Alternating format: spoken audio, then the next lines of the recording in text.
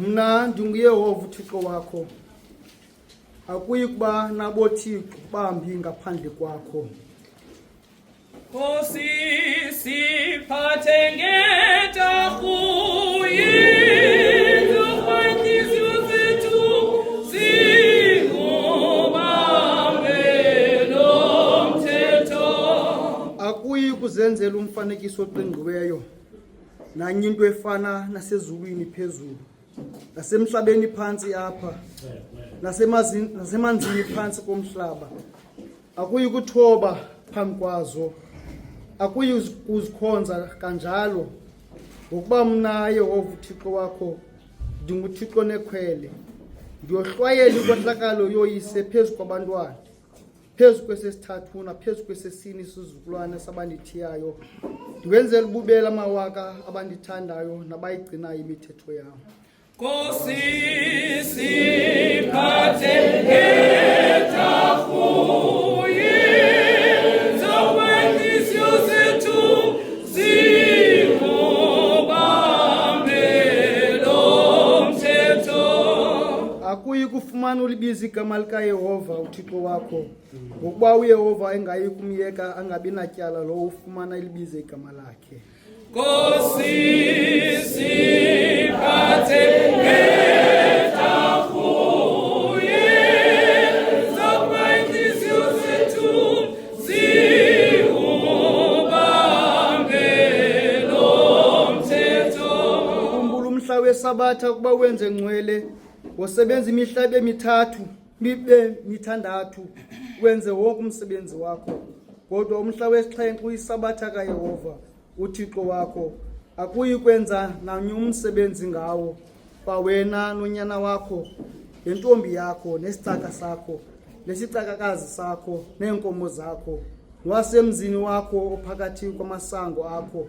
Ngokuba ngemihla emithandathu wenza uYehova izulu lomhlaba, lolwandle, nako konke kukuzo, waza waphumla ngomhla wesixhenxe.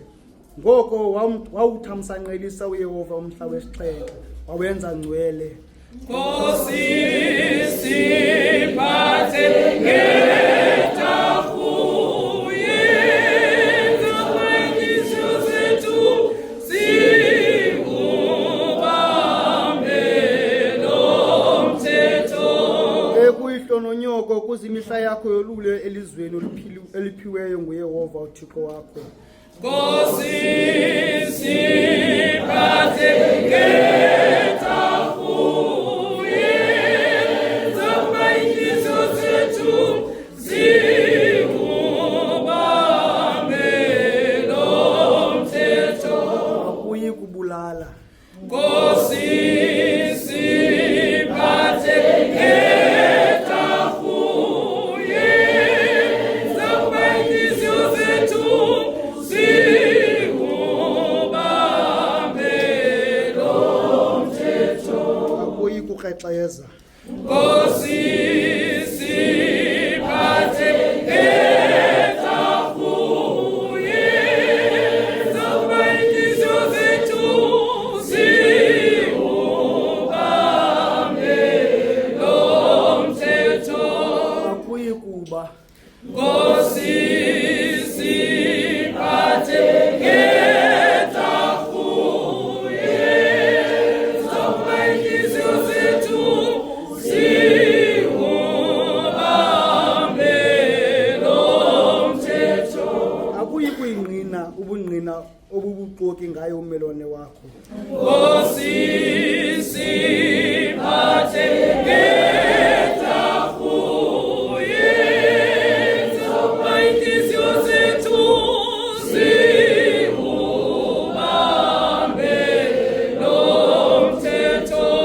Akuyi kungqina ubungqina bobuxoki ngommelwane wakho. Nkosi siphathe ngetarhu yintliziyo zethu zingubambe nomthetho. Akuyi kuyinqwenela indlu yommelwane wakho. Akuyi kunqwenela umfazi wommelwane wakho, nesicaka sakhe nesicakakazi sakhe, le nkabi yakhe nehashe lakhe nanye into eyommelwane wakho. Nkosi siphathe ngetafu ibaluleke izitho yakho ezinhlizweni zethu.